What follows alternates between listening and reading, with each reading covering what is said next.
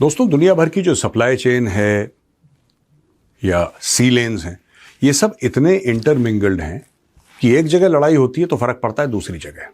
कोई लेना एक ना लेना दो, कोई रिलेशन नहीं, लेकिन फिर भी अब लोग ये बात कर रहे हैं कि यार इजराइल और यूएस ने मिलकर ईरान के ऊपर हमला कर दिया तो तख्ता पलट होगा नहीं होगा, रेजिम टॉपल करेगी नहीं करेगी, ये सारी की सारी बातें हो रही हैं। अब ये बात हो रही है कि बाकी गल्फ कंट्रीज पे अटैक कर दिया, मिडिल ईस्ट पे हमला कर दिया ईरान ने, वो क्यों किया, उसके बारे में भी बात करेंगे दोस्तों। लेकिन सबसे बड़ा टॉपिक आज ये है कि इसका भारत पे क्या असर पड़ेगा, इसके बारे में बात करना आवश्यक है। और मीडिया इसके बारे में कम बात कर रहा है क्योंकि यहां से कोई इमेजेस नहीं आ रही। मैं आपको बताता हूं, मीडिया क्योंकि एक विजुअल मीडियम है और इसमें मीडिया वालों की गलती नहीं है, टेलीविजन स्टूडियोज की गलती नहीं है। और गलती इसलिए नहीं है क्योंकि जो दिखता है वो बिकता है। अब भारत में तो कुछ हो ही नहीं रहा और अच्छी बात है, भगवान भला करे कुछ ना हो यहां पे कभी। लेकिन क्योंकि भारत में कुछ नहीं हो रहा है, कुछ दिख नहीं रहा है, अब भारत में आप ये तो नहीं दिखाएंगे ना कि कोई मिसाइल गिर रही है, क्योंकि कोई मिसाइल गिर ही नहीं रही। आप ये तो नहीं दिखाएंगे ना कि कोई ड्रोन उड़ के फट रहा है, क्योंकि ऐसा तो कुछ हो नहीं रहा। और फिर ये टीवी पे चीजें चल नहीं पाती क्योंकि जब कुछ दिखता नहीं है तो आप दिखाएंगे क्या अपनी ऑडियंस को। तो पूरे के पूरे टीवी कैमराज हैं वो मिडिल ईस्ट, अब सब कुवैत के यूएस एम्बेसी के ऊपर एक ड्रोन गिरा है और यहां पे दुबई के होटल में वो मिसाइल चली गई है और ये हो गया और ईरान ने ऐसा कर दिया वैसा, ये सारी की सारी बातें हो रही हैं और ये हो भी रहा है। दिस इज द ट्रूथ, ये सच है। लेकिन सबसे बड़ी बात यह है कि अगर आप देखें भारत पे क्या असर पड़ेगा, ये मैं आपको बताता हूं दोस्तों।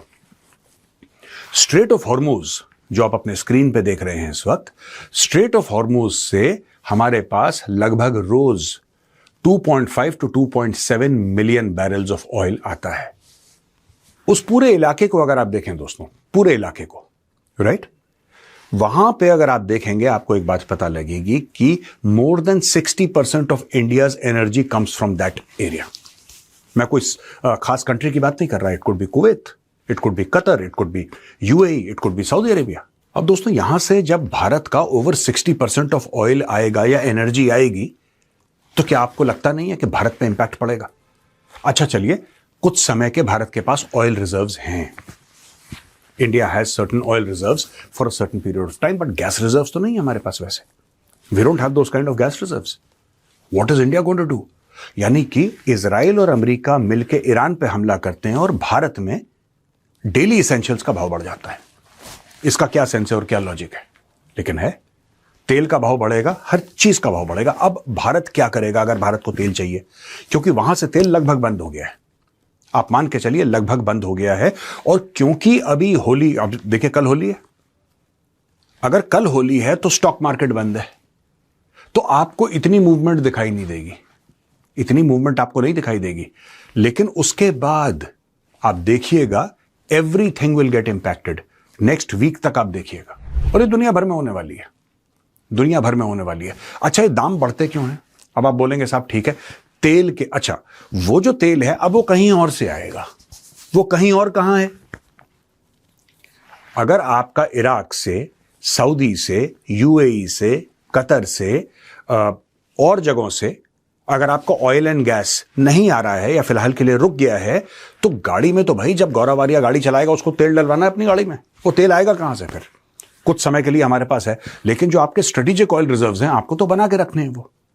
You have to keep them at a certain level in case of another emergency, और कुछ और इमरजेंसीज हो सकती हैं। तो अब ये तेल आएगा कहां से दोस्तों? 2-3 सोर्सेस समझ में आते हैं। वेस्ट अफ्रीका से आ सकता है, बिल्कुल आ सकता है, right.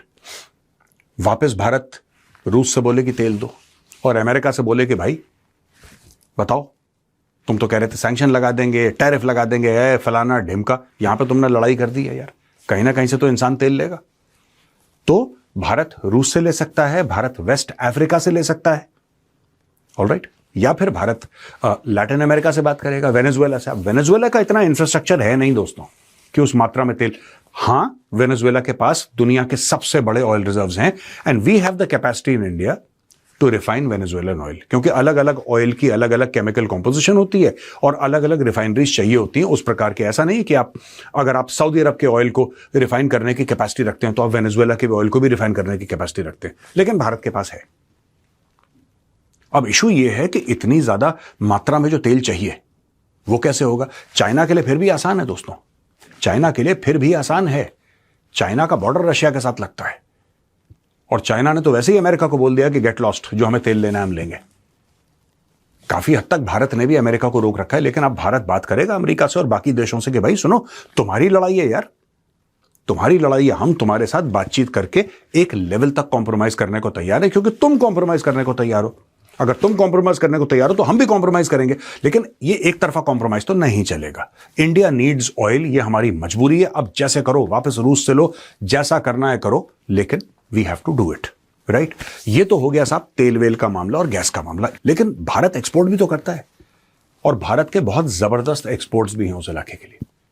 For example, nearly half of India's basmati rice goes to Saudi Arabia, the Middle East, Kuwait, Bahrain, Qatar.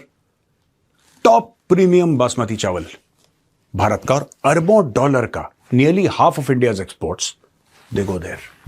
ये तो एग्रीकल्चरल आपका प्रोड्यूस हो गया, एग्रीकल्चरल प्रोड्यूस। लेकिन अरबों डॉलर के मोबाइल फोन और इलेक्ट्रॉनिक्स जाते हैं। जो कहते हैं ना साहब, मैं दुबई जा रहा हूं, आपके लिए आईफोन ले आऊं, मैं दुबई जा रहा हूं, आपके लिए आईफोन ले आऊं, हाँ भाई दुबई से लिया, सस्ता मिलेगा। वो तमिलनाडु में बन रहा है, वो जो दुबई में मिल रहा है ना आईफोन, वो एक्चुअली तमिलनाडु में बन रहा है। तो आप ले आइए दुबई से, आप दुबई से ले आते हैं। अब इशू ये है कि भारत उस इलाके में एक्सपोर्ट जबरदस्त करता है, तेल के इंपोर्ट, एनर्जी के इंपोर्ट, इसके बारे में तो हम बात कर चुके हैं, लेकिन भारत एक्सपोर्ट भी तो करता है, और उन्हीं देशों को करता है, और भारी मात्रा में, और अरबों डॉलर का करता है। फिर क्या होगा? अच्छा, दूसरी चीज, इतनी ज्यादा वॉलेटिलिटी हो गई कि अगर भारत को, अब देखिए भारत और भी चीजें बनाता है, आपके इलेक्ट्रॉनिक्स हैं, आपका फैब्रिक है, आपका 10 किस्म का और काम है यार। ये अरबों डॉलर का माल अब कहां से जाएगा? अब इसको जाना पड़ेगा केप ऑफ गुड होप से।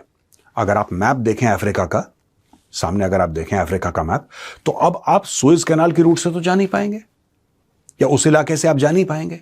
कल अगर आप ये सोचें कि साहब हम हाइफा पोर्ट से निकल जाएं या कहीं और से निकल जाएं, दैट यू कांट डू।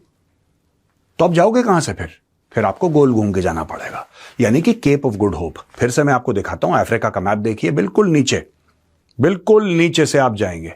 तो जब आप बिल्कुल नीचे से जाएंगे और फिर जाने की कोशिश करेंगे आप अमेरिका या फिर यूरोप, तो आपके 20 से लेकर 25 दिन आपके ऐड हो जाएंगे उस पूरे सफर में, उस पूरी जर्नी में 20-25 दिन ऐड हो जाएंगे। अब 20-25 दिन ऐड हो जाएंगे तो फिर लॉजिस्टिक्स का जो रेट है वो बढ़ जाएगा, उसका प्राइस बढ़ जाएगा, ठीक है। फिर आपका जो इंश्योरेंस का प्राइस है वो बढ़ जाएगा।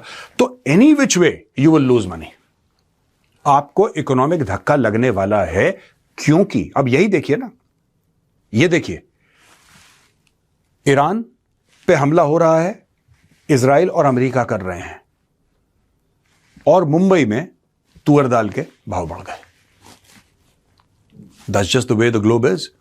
ऐसे ही होता है दोस्तों। नॉर्मल दाल, अब आप बोलेंगे साहब कैसे बढ़ गए, ये तो भारत में ही उगती है, भारत में ही उगती है। सब्जियां हमारी कौन सी बाहर से आती हैं, भारत में ही तो उगती है सारी की सारी सब्जियां। जो दूध है, मक्खन है, घी है, ये सब डेली की जो चीजें हैं हमारी, इसके दाम बढ़ेंगे। इसके दाम इसलिए बढ़ेंगे क्योंकि तेल के दाम बढ़ गए। भाई अगर पंजाब से गेहूं आ रहा है आपके पास, तो ट्रक में आ रहा है ना वो। अगर वो ट्रक में गेहूं आ रहा है तो ट्रक में अगर तेल है वो 10-15 रुपए ज्यादा डीजल हो गया बिकॉज ऑफ दिस प्रॉब्लम। अगर 10-15 रुपए डीजल हो गया तो जो माल उसके ऊपर है वो तो और महंगा हो ही जाएगा। मुंबई में थोड़ा ना गेहूं उग रहा है, तो कहीं ना कहीं से तो आएगा वो। सिमिलरली महाराष्ट्र से जो चीज बन के जा रही है वो भी महंगी हो जाएगी। तो जो महाराष्ट्र में चीज आएगी वो महंगी होगी, जो यहां से चीज जाएगी वो महंगी होगी, क्योंकि कहीं और हजारों किलोमीटर दूर बमबारी चल रही है और एनर्जी के सारे सप्लाई लाइंस आपने कट कर दिए फिलहाल के लिए। अब दोस्तों मैं शुरू में आपसे कह रहा था ना कि हो क्यों रहा है, ये हो इसीलिए रहा है, ईरान इसीलिए कर रहा है कि दुनिया में इतना कलेश फैले कि लोग चीखना शुरू कर दें। अब लोग पार्लियामेंट में बोलेंगे मोदी जी से कि मोदी जी आप बताइए हर चीज इतनी महंगी कैसे हो गई, कैसे हो गई महंगी, नहीं होनी चाहिए, सरकार फेल हो गई, फलाना ढिमक। और सरकार इसमें क्या ही कर लेगी, क्योंकि लड़ाई कहीं और हो रही है। तो आप कोशिश करते हैं कि किसी तरीके से जो आपके पास पैसा है आप और पैसा मार्केट में डालें और किसी तरीके से आप स्टेबलाइज करने की कोशिश करें कॉस्ट को।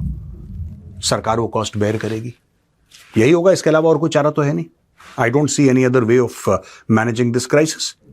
तो ये होगा, यही ईरान चाहता है कि लोग सड़क पे आ जाएं, महंगाई हो गई है, कोई दुबई वाले बोलें कि यार ये क्या हो गया, हमारी तो होटल इंडस्ट्री और टूरिज्म बिल्कुल फ्लॉप हो गई क्योंकि यहाँ पे लोग ड्रोन और मिसाइल मार रहे हैं। वहां पे कतर बोलेगा क्या हो गया है, वहां पे अरामको के ऊपर आपने मिसाइल मार दी, ड्रोन मार दिया। इन्होंने पहले भी अटैक करा था अरामको के ऊपर।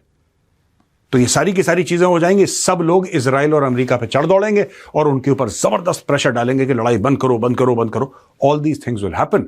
तो किसी तरीके से ईरान को या ईरानियन रजीम को ब्रीदिंग स्पेस मिल जाएगा। लिहाजा इतना कलेश करो कि दुनिया चीखे कि लड़ाई यहां पे क्यों हो गई। चाहे उन लोगों का आपकी लड़ाई से कोई लेना एक ना लेना दो, चीखने चाहिए सब लोग, तब जाके इनके कान में आवाज जाएगी, तब हम बचेंगे। That is the underlying intent of this entire activity that the Iranian regime is doing now.